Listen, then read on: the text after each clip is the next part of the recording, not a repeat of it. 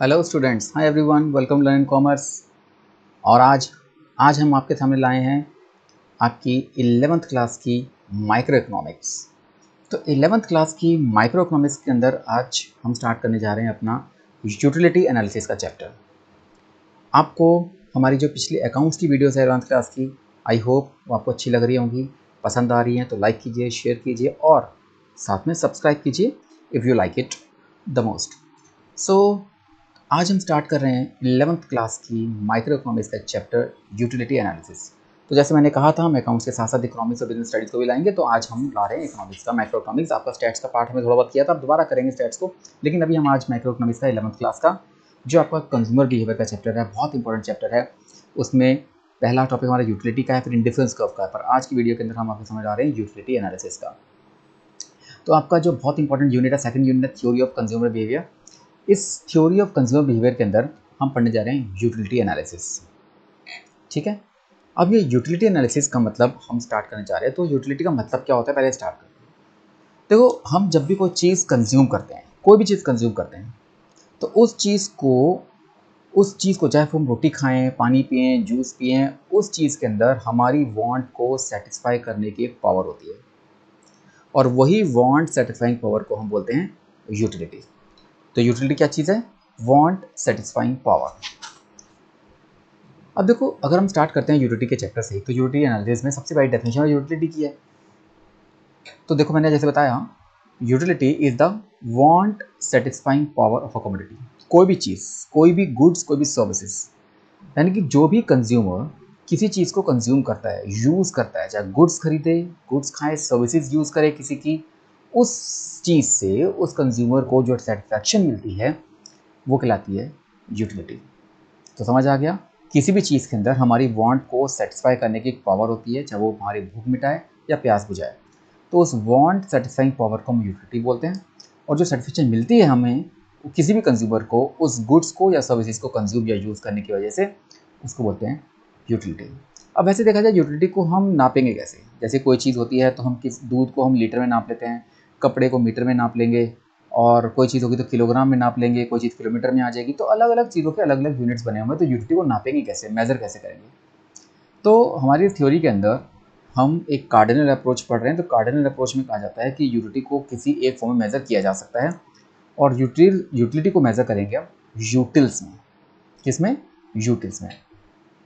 तो मैं आपको आगे बताऊंगा इसके बारे में, लेकिन UTILS, यूटिल्स, यूटिल्स में हम अपनी यूटिलिटी को कंज्यूम करेंगे, मतलब मेज़र करेंगे, नापेंगे कितने यूटिल्स हमें। जब कोई चीज़ कंज्यूम करते हैं उसमें 10 यूटिल मिलते हैं, 5 यूटिल मिलते हैं, वैसे सब्जेक्टिव जजमेंट है, हर एक आदमी का अपना अपना दिमाग है, उसको सेटिस्फेक्शन कितनी मिल रही है वो तो अंदरूनी बातें हैं। लेकिन फिर भी जब न्यूमेरिकल चीज़ समझते हैं हम, जब इसको समझेंगे चैप्टर को, तो उसको यूटिल्स में कैलकुलेट करेंगे। अब यूटिलिटी के दो कंसेप्ट हैं, एक है टोटल यूटिलिटी और एक है मार्जिनल यूटिलिटी। हम जितने भी यूनिट्स कंज्यूम करते हैं, हम चाहे 4 रोटी खाएं, चाहे हम 3 ऑरेंजेस खाएं, जितने भी किसी भी कमोडिटी के जितने भी यूनिट्स, जितनी क्वांटिटी हम कंज्यूम करेंगे, उस क्वांटिटी को कंज्यूम करने से टोटल सेटिस्फेक्शन कितनी मिलेगी, that is known as total utility. तो it is the total satisfaction derived from consumption of given quantity of a commodity at given time। यानी एक समय में, इस वक्त मान लो कभी आप खाना खा रहे हो, पानी पी रहे हो, कोई चीज़ और कंज्यूम कर रहे हो, उस चीज़ को कंज्यूम करते वक्त कितने यूनिट्स कंज्यूम कर रहे हो, हर एक यूनिट के अंदर सेटिस्फेक्शन होती है। फर्स्ट यूनिट के अंदर अलग सेटिस्फेक्शन होगी, सेकंड के अंदर अलग होगी, थर्ड के अंदर अलग होगी। तो जितने भी यूनिट्स कंज्यूम करोगे, हर एक यूनिट की टोटल सेटिस्फेक्शन, यानी हर एक की अलग अलग सेटिस्फेक्शन को ऐड करके हम निकालते हैं टोटल यूटिलिटी। इसका मतलब है टोटल यूटिलिटी जो हमारी होती है वो हर एक की अलग अलग जो मार्जिनल यूटिलिटी होती है। मार्जिनल के बारे में बताता हूँ, जैसे कि MU1 MU of second plus MU of third, यानी कि अलग अलग, अगर फर्स्ट यूनिट कंज्यूम किया उसकी मार्जिनल यूटिलिटी, सेकंड की MU, थर्ड की MU, इस तरीके से हम करते जाएंगे। तो अगर nth यूनिट यूज कर रहे हैं, 5 आखिरी यूनिट कंज्यूम कर रहे हैं, तो वहाँ से हम n यूनिट्स की टोटल यूटिलिटी निकाल सकते हैं। और इसके बारे में अभी और समझेंगे, आपको समझ आ जाएगा इस बात को। हमारा जो मार्जिनल यूटिलिटी का कंसेप्ट है वो ये कहता है it is a change in total utility. जब भी हम कोई यूनिट कंज्यूम करते हैं एक एक करके, तो वो जितनी सेटिस्फेक्शन हमारी इंक्रीज होती है, जितनी सेटिस्फेक्शन हमारी चेंज होती है, जितनी यूटिलिटी चेंज होती है एक हर एडिशनल यूनिट को कंज्यूम करने से, उसे बोलते हैं मार्जिनल यूटिलिटी।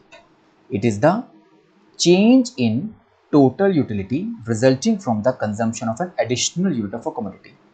किसी भी कमोडिटी की एक एडिशनल यूनिट को, यानी कि 2 से 3, 3 से चौथी अगर कोई चीज़ खाते हैं, तो एडिशनल यूनिट को कंज्यूम करने से जो हमारी एडिशनल यूटिलिटी मिलती है, जो चेंज आता है यूटिलिटी के अंदर, डिफरेंस आता है, that is known as marginal utility, and it is utility derived from each additional unit.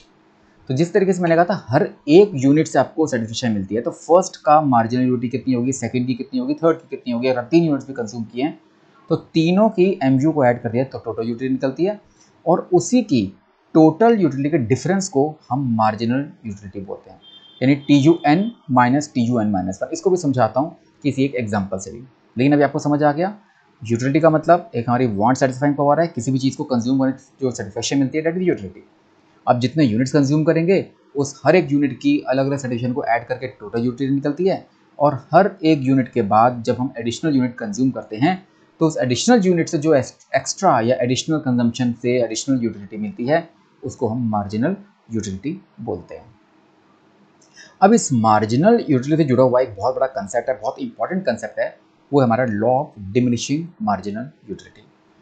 Law of diminishing, law का मतलब ये कानून वाली बात नहीं है, लेकिन ये फिर भी एक जो एजम्पशन है, एक थ्योरी बना रखी है हमने मार्जिनल यूटिलिटी की, वो ये कहता है कि जैसे जैसे हम किसी चीज़ को कंज्यूम करते चले जाते हैं वैसे वैसे उससे मिलने वाली सेटिस्फेक्शन लगातार कम होती चली जाती है।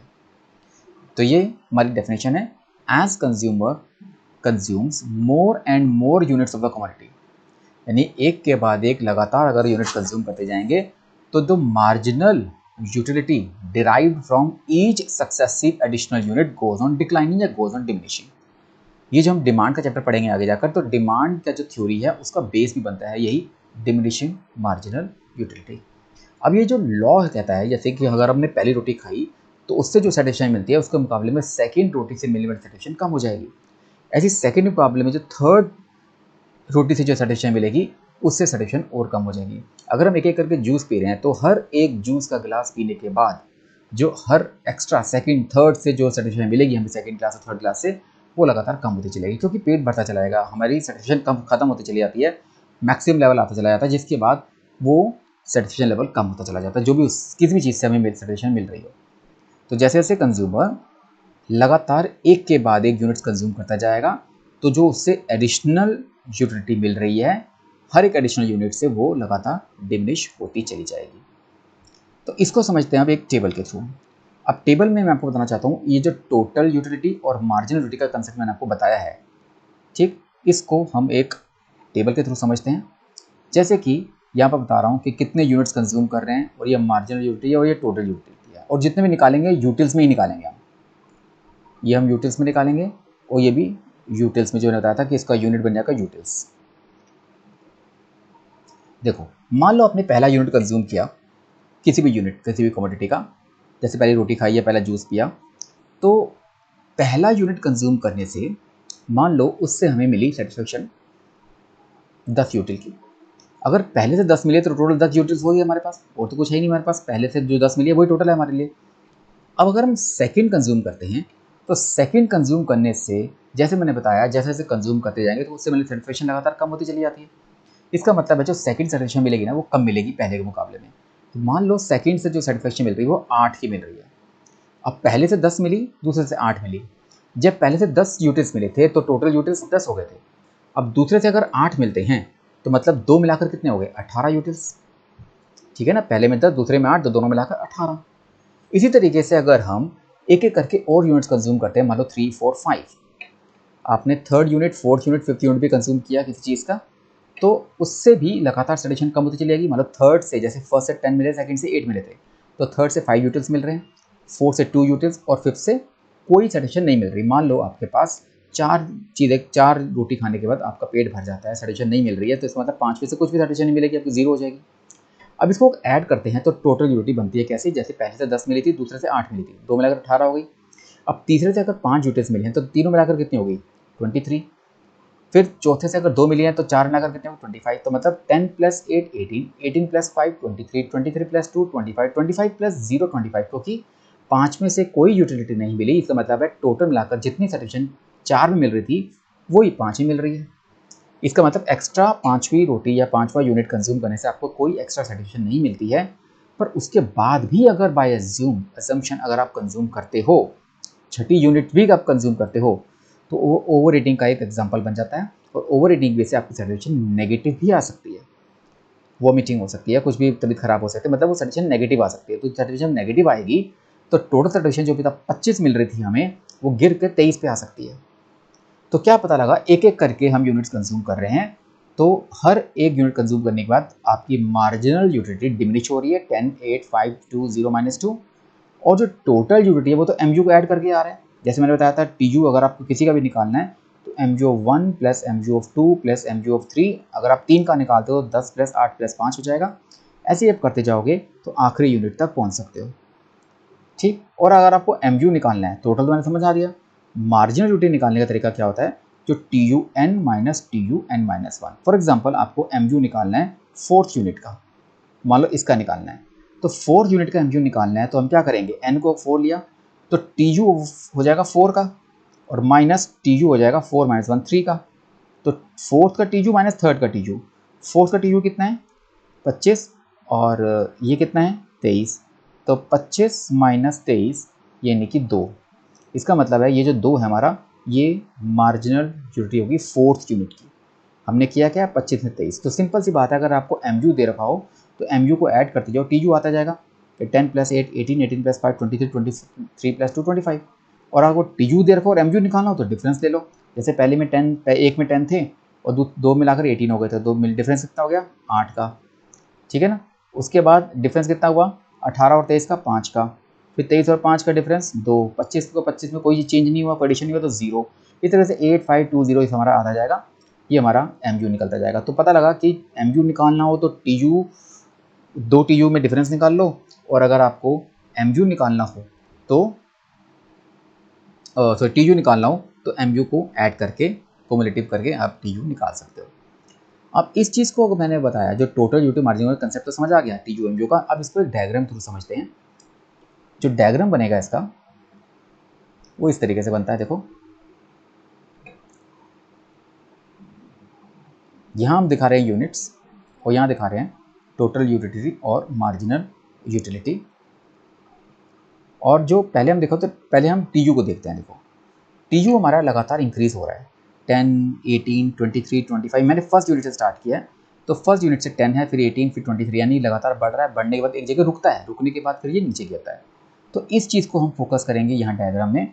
तो मान लो 0 से हम स्टार्ट कर नहीं रहे, हम 1 से स्टार्ट कर रहे हैं और कहीं ऊपर से स्टार्ट हो रहा है, तो इसका मतलब जो TU की शेप बनेगी वो कुछ इस तरीके से बनेगी। ये आपकी कुछ TU की शेप बनेगी। जैसे पहले 10 से स्टार्ट किया, 10 के बाद वो 18 हो गया, 23 हो गया, 25 हो गया, 25 पे आके रुक गया, रुकने के बाद फिर नीचे गिर गया। तो ये TU की शेप बनती है। और जो MgO है, अगर MgO को देखते हो तो ये लगातार हमारे पास उस यूनिट से लगातार नीचे गिर रहा है, फिर 0 आता है, फिर -2 आता है। तो ये हुआ ये कि आपको ध्यान कर रखना, ये जो TU जिस जगह मैक्सिमम आया ना, उसको आप यहाँ पर डॉटेड करके नीचे वर्टिकल लाइन लेके आओ, और MgO को इसी लेवल पर स्टार्ट करो। जब इस लेवल पर स्टार्ट करेंगे तो MgO जो है ना वो यहाँ पर आ जाएगा ऐसे। एक मिनट,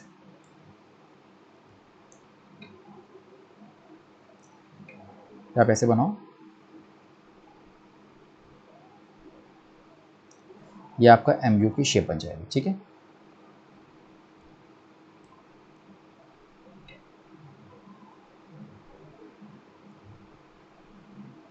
इसको स्ट्रेट कर सकते हो। तो TU और MgO में क्या पता लगा कि TU तो लगातार बढ़ के एक जगह मैक्सिमम पहुंचता है, नीचे गिरता है, और जिस जगह TU मैक्सिमम पहुंचता है ना, वहां पर MgO 0 भी आना चाहिए। तो ये चीज़ें ध्यान रखनी है। ये TU MgO का शेप के डायग्राम है, और उसी चीज़ को मैंने यहाँ पर ऑलरेडी बनाया हुआ। देखो ये हमारा डायग्राम है, relation between TU and MgO। यहाँ पर हम देखो यूनिट्स दिखा रहे हैं, डायग्राम ऑलरेडी बना हुआ है, और ये TU और MgO दिखा रहा हूँ। यहाँ पे 0, यहाँ पे x एक्सिस, यहाँ पे y एक्सिस दिखाया, और उसके बाद ये देखो TU की शेप हमारी यहाँ पे ऊपर गई, ऊपर जाने के बाद एक जगह मैक्सिमम आके नीचे गिर गई, और MgO इसी लेवल से नीचे गिरना है। इसी लेवल से नीचे गिराते हुए आपको TU जहाँ पे मैक्सिमम था उसको वर्टिकल लाइन नीचे किया, और जहाँ पर ये एक्सेस पर करता है उसको इस लाइन से टच कर दो, ये MgO बन जाता है। इस डायग्राम से आपको रिलेशनशिप ये निकलते हैं कि देखो जब जब आपका MgO जब तक डिमिनिश कर रहा है और पॉजिटिव है, देखो यहाँ पर ये जो MgO की डायग्राम है, ये जब तक आपका नीचे गिर रहा है यहाँ तक पॉजिटिव है, 0 से पहले पहले पॉजिटिव है, तब तक तो ये टी यू बढ़ रहा है, चाहे वो डिमिनिश रेट से बढ़ रहा है। पर जब टी यू मैक्सिमम आ जाता है इस जगह पर, वहाँ पर एम यू 0 हो जाता है, और फिर जब टी यू फॉल करेगा यहाँ पर, तो एम यू आपका नेगेटिव हो जाएगा इधर। तो क्या पता लगा, फर्स्ट पॉइंट में जब T U M U diminish कर रहा है, डिमिनिश करते हुए पॉजिटिव है, डिमिनिश तो करना ही करना, पर पॉजिटिव है तब तक आपका टी यू बढ़ेगा, टोटल यूटिलिटी कर्व बढ़ेगा और एक लेवल पे आके रुक जाएगा मैक्सिमम। और जिस जगह सेकंड पॉइंट है कि जिस जगह टी यू मैक्सिमम आएगा उसी लेवल पर एम यू 0 आना चाहिए, और जब टी यू फॉल करता है तो एम यू नेगेटिव हो जाता है। तो 3 पॉइंट्स हो गए कि when M U diminishes but is positive then T U increase at diminishing rate, when T U is maximum then M U 0, and when T U falls then M U is negative. ठीक है, ये मैंने आपको जो बताया था, यहाँ मैं हटा रहा हूँ इसको, लेकिन समझ आ गया होगा मैंने कैसी चीज़ बताई थी इसके अंदर। सॉरी,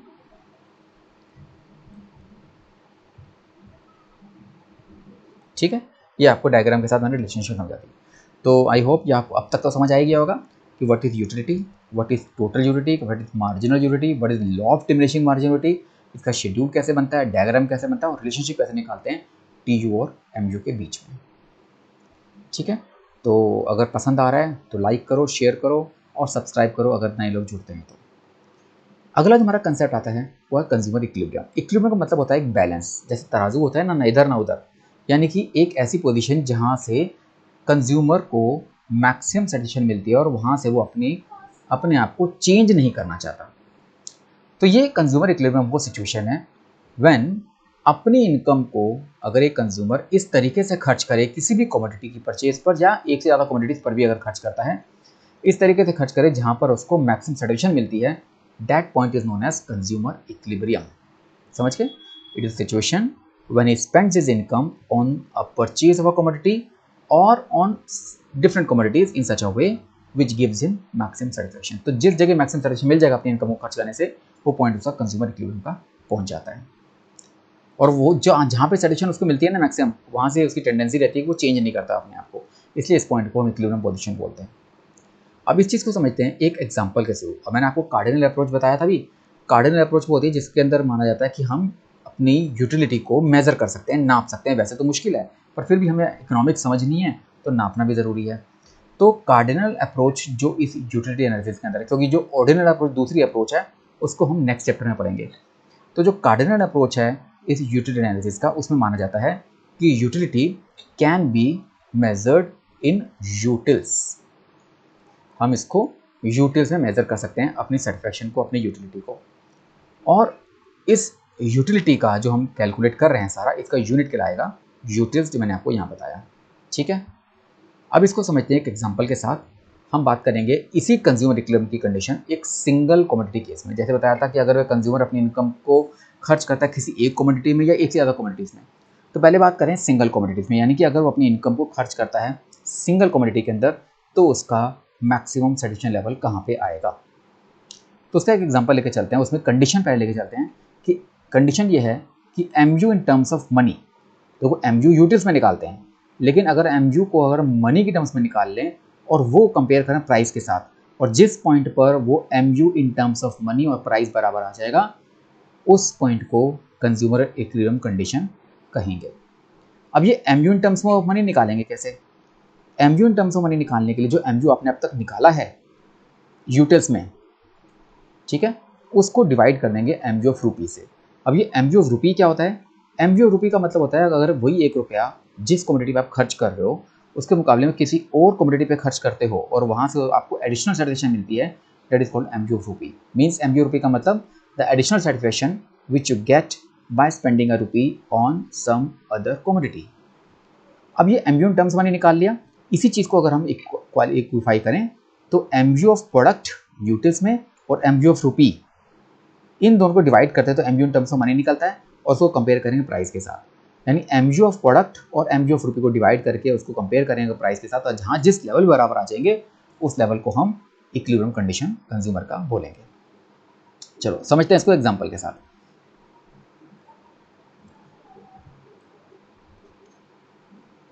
एग्जाम्पल लेते हैं, मान लो एक आदमी की इनकम है 100 रुपये, उसके पास 100 रुपये बने हुए हैं और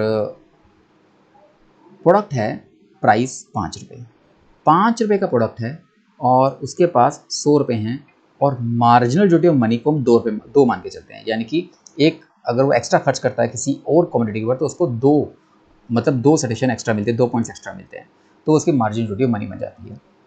अब इसको एक टेबल में समझाते हैं। मान लो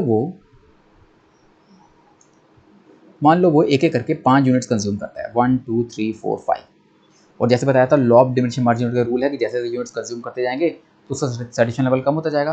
तो मान के चलते हैं उस सैटिस्फैक्शन मिल रही है, पहले में 20, सेकंड में 16, थर्ड में 12, फोर्थ में 10, फिफ्थ में 4। मैंने अपनी मर्जी से फिगर्स ले लिए।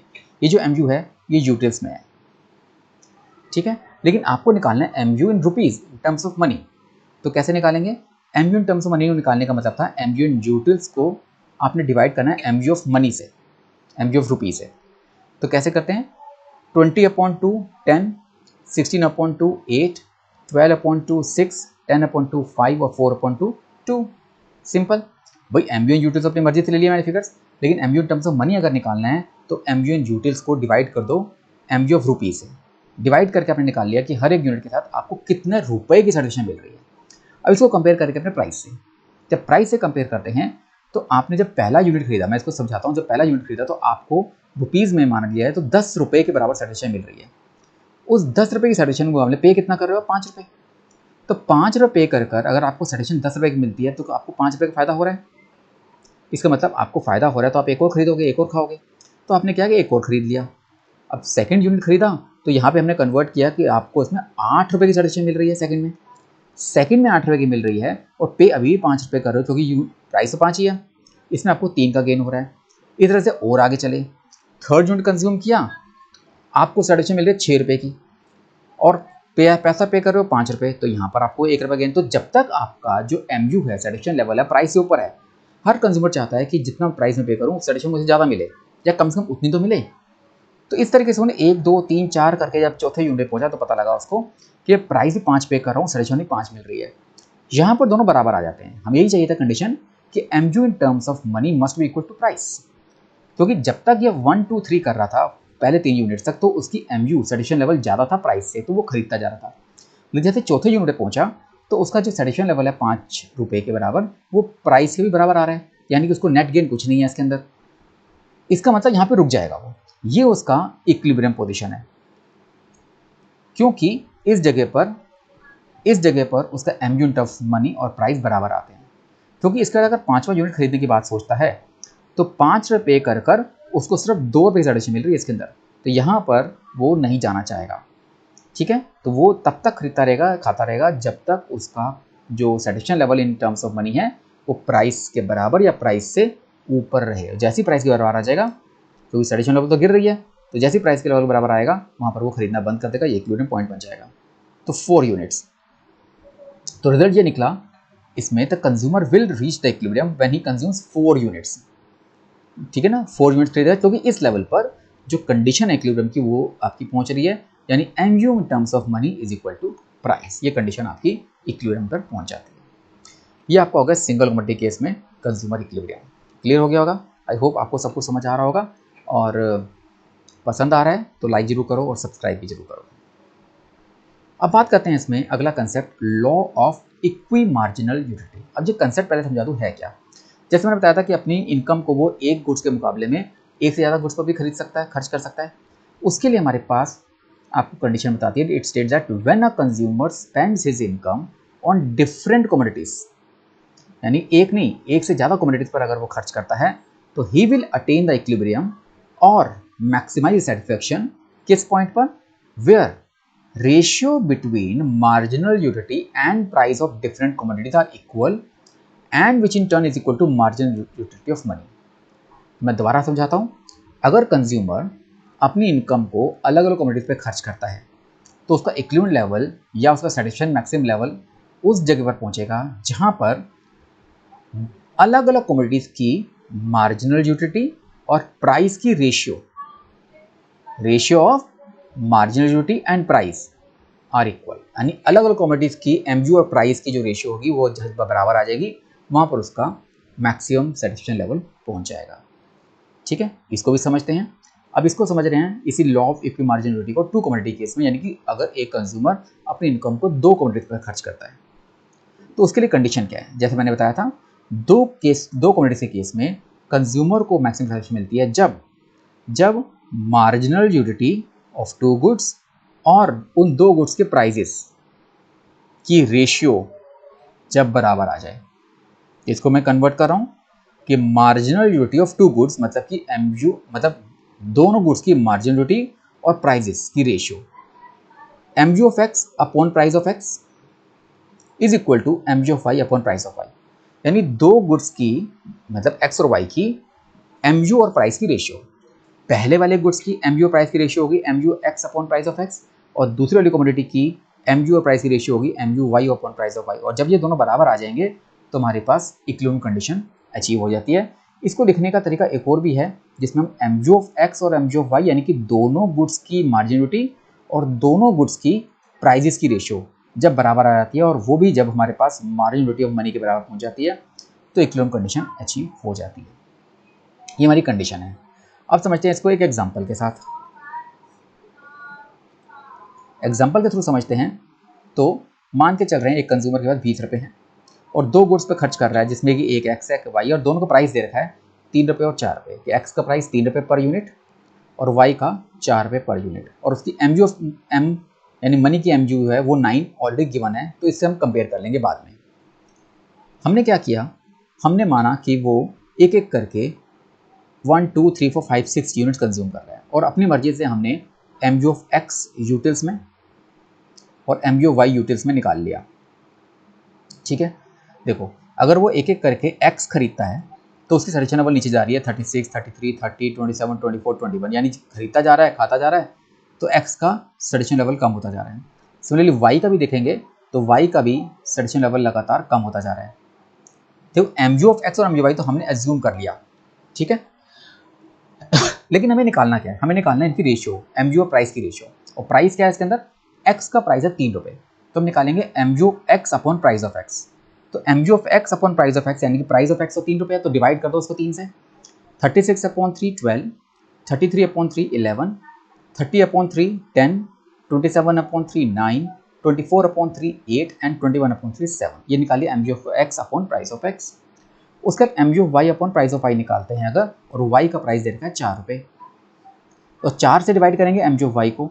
40 upon 4 10, 36 upon 4 32 upon 4, 28 upon 4, 24 upon 4 और 20 अपॉन 4 यानी कि 5। अभी हमने निकाली MU of x upon price of x, MU of y price of y। ठीक है, ये मैंने निकाल दिया, इसको पहले मिटा देता हूँ। मैंने निकाला कि मैंने दिखा रहा था कि मैंने निकाल के दिखा रहा हूँ, अब ये निकाल के मैं मिटा रहा हूँ इसको। अब मैं मानता हूँ कि मुझे कंडीशन चाहिए कि जहाँ पर दोनों बराबर आ जाए, MU ऑफ x प्राइस और MU ऑफ y प्राइस बराबर, यानी कि x की और y की जो MU x upon price of x और MU ऑफ y और प्राइस ऑफ y की रेशियो है वो आपकी बराबर आ जाए। अब देखा जाए दोनों बराबर कई जगह आ रहे हैं, देखता हूँ तो ये 10 के साथ यहाँ पे 10 बराबर आ रहा है, 9 के साथ 9 बराबर है, 8 और 8 भी बराबर है, और 7 7 बराबर है, कई सारी चीज़ें बराबर है, 4 जगह बराबर है। पर इक्विलिब्रियम कंडीशन जो सैटिस्फैक्शन लेवल है मैक्सिमम, तो एक ही पॉइंट पर होगा। तो उसको समझने के लिए क्या करते हैं, मैं आपको समझाता हूँ। मान लो अभी हम पकड़ते हैं इस 10 और 10 को, फॉर एग्जाम्पल जहाँ पर 3 यूनिट्स x के हैं और 1 यूनिट y का है। देखो ये y का 1 यूनिट है और 3 यूनिट्स x के हैं।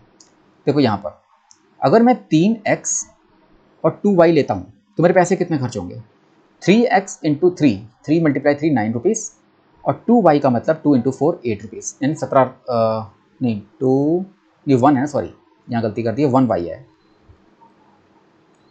1y। तो 1y का मतलब 1 इंटू 4 4 रुपये, तो 9 प्लस 4 13 रुपये खर्च हो रहे हैं।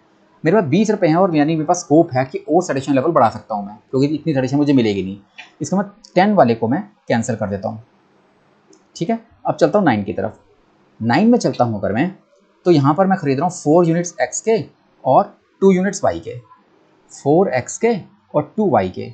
अब 4x और 2y में देखो 4x खरीदता हूँ तो 4 इंटू 3 12 रुपीज़ खर्च होते हैं, और 2y के खरीदता हूँ तो 2 इंटू 4 8 रुपीज़ खर्च होते हैं, मतलब 20 रुपीज़। यहाँ मेरे पास 20 रुपीज़ इस 20 रुपीज़ की इनकम की मेरे बराबर आ जाते हैं, यानी कि इनकम मेरी खत्म हो गई और मेरे पास नहीं है मेरे पास खर्च करने को। लेकिन अगर मैं फिर भी एक कंपेयर करके देखता हूँ ये 8 और 8 को, अब 8 और 8 को कंपेयर करता हूँ तो मेरे पास 5 यूनिट्स x के हैं और 3 यूनिट्स y के हैं, 5x और 3y। अब 5x में मेरे 15 रुपये खर्च होते हैं और 3y में 12 रुपये खर्च होते हैं, जो कि मेरे 27 रुपये बनते हैं, जितना मेरे पास है ही नहीं। इसका मतलब मैं इस पॉइंट पे तो पहुंच ही नहीं पाऊंगा 5x और 3y में। इसका मतलब मेरा ये वाला कंसेप्ट भी खत्म हो जाता है, और 7 वाला तो उसके और भी आगे है, तो उसको भी खत्म कर दो, उसको जरूरत नहीं है। तो साफ साफ निकल रहा है कि मेरे पास ये जो पॉइंट था ना 9 और 9 का, जहाँ पर मेरे 4x और 2y, 4x और 2y, मैं 2y के खर्च कर 2y खरीद रहा हूँ और 4 यूनिट्स x से खरीद रहा हूँ, तो मेरे 20 रुपये खर्च हो रहे हैं, और यही मेरे पास मैक्सिमम सैटिस्फैक्शन लेवल आ सकता है। और यहाँ पर एक कंडीशन ये भी है कि MU of x upon price of x 9 निकल रहा है इस 4th यूनिट ऑफ x पे, और MU y upon price of y 2 units of y में 9 निकल रहा है, और साथ साथ ये MU ऑफ मनी 9 के बराबर भी आ रहा है। तो 3 चीजें ना हमारे पास कि MU of x upon price of x is equal to MU of y upon price of y must be equal to marginality of money. ऐसा कुछ बराबर आना चाहिए था, वो हमारा इसमें बराबर आ रहा है। तो ये मैं मिटा देता हूँ, इसकी जरूरत अभी है नहीं, क्योंकि इसके बाद का यूनिट हम नहीं खरीद सकते, हम सिर्फ 20 रुपीज़ तक ही खरीद सकते हैं, जो मैक्सिमम मेरे पास पैसे हैं। अब मैंने क्या किया, इस पूरे कंसेप्ट में 4 यूनिट x के और 2 यूनिट y के खरीदे। 4 यूनिट x के खरीदे हैं, तो इसका मतलब मेरे पास ये 36, 33, 30 और 27 4 टाइप के यूनिट्स मिले, और y के 2 यूनिट्स खरीदे, मतलब 40, 30 के 36 के, मतलब 4 यूनिट x के मेरे पास ये सेटिस्फेक्शन लेवल हो गया मेरा। अगर मुझे 4x से खरीदता हूँ तो मेरा सेटिस्फेक्शन लेवल होता है 6, 3, 9 और 7, 16, 4 और 3, 7 और 3, 10 और 2, 12, 126। और अगर 2y के लेता हूँ, ये वाले जो मैंने खरीदे हैं 40 प्लस 36, 76, 126 और 76 प्लस कर देता हूँ, मेरे पास निकलता है 202 यूनिट्स। यानी 4 यूनिट x के और 2 यूनिट y के खरीदने के बाद, खाने के बाद मेरे पास टोटल 202 यूनिट्स आते हैं। ये मैंने लिखा यहाँ पर, देखो यहाँ पर मैं लिख रहा हूँ, अपने 20 रुपये खर्च करने के बाद consumer gets the total satisfaction level of 202 units, जब वो 4 यूनिट x के और 2 यूनिट y के खरीदे, जो हमने भी कैलकुलेट किया। लेकिन अब वो किसी और कॉम्बिनेशन में जाना चाहे कि 20 रुपये खर्च करें और उसमें वो कितने कितने यूनिट्स x के और y कितने y के खरीद सकता है। अगर आप खरीद सकते हो तो खरीद के देख लो, लेकिन उसको 202 यूनिट से ऊपर कभी नहीं मिल पाएंगे। आप कभी भी कैलकुलेशन कोई भी फॉर्मूला लगा के देख लेना, 20 रुपये खर्च होने चाहिए और 20 से ऊपर खर्च नहीं होने चाहिए, और उस केस में आप कोई भी कॉम्बिनेशन x का कॉम्बिनेशन, यानी 1x 5y ले लो, या 4x 1y ले लो, या 5x 1y ले लो, कोई भी कॉम्बिनेशन लेके देख लो, बस 20 रुपये खर्च होने चाहिए। 20 रुपये खर्च होने पर आपको देख सकता है कि सैटिस्फैक्शन लेवल कितना मैक्सिमम आ सकता है। जैसे मैंने ऐड करके दिखाया, वो 202 यूनिट से किसी भी केस में नहीं आएगा, किसी भी कॉम्बिनेशन में नहीं आएगा। और साथ ही साथ यहाँ पर जो इक्विलिब्रियम कंडीशन है वो भी अचीव हो रही है। कौन सी कंडीशन, कि MU of x upon price of x is equal to MU of y upon price of y, ठीक। और साथ में वो MU ऑफ, ये भी हमारा 9 था, इसमें ये भी 9 था और ये भी हमारा 9 था, तो तीनों बराबर आ रहे हैं। इसका मतलब यहाँ पे इक्विलिब्रियम कंडीशन अचीव हो गई। तो ये हमारे पास था इस वीडियो के अंदर, जो आपको आज समझाया मैंने कि what is utility, what is total and margin utility, what is the relation between total and margin utility. साथ ही साथ फिर हमने कंज्यूमर इक्विलिब्रियम को पकड़ा और law of diminishing margin utility, और इसमें जो कंज्यूमर इक्विलिब्रियम का पॉइंट था, सिंगल कमोडिटी केस और 2 कमोडिटी केस में कहाँ पर कंज्यूमर इक्विलिब्रियम आता है, किस जगह उसमें मैक्सिमम सैटिस्फैक्शन लेवल आती है, ये मैंने आप आज की वीडियो में समझाया। आई होप आपको सारा समझ आ गया होगा। और आने वाली वीडियोस के अंदर अगले जो कंसेप्ट्स हैं मेरे इस इकोनॉमिक्स के, इसमें इंडिफरेंस का वो डिमांड की तरफ चलेंगे, तो उसके लिए बने रहो मेरे साथ। Stay at home, stay safe, stay healthy and B connected with learning commerce. और अगर वीडियो पसंद आती है तो जरूर लाइक करो, शेयर करो और सब्सक्राइब करो, और लगातार बने रहो be connected with learning commerce, and I will be back very soon. Thank you once again, good bye.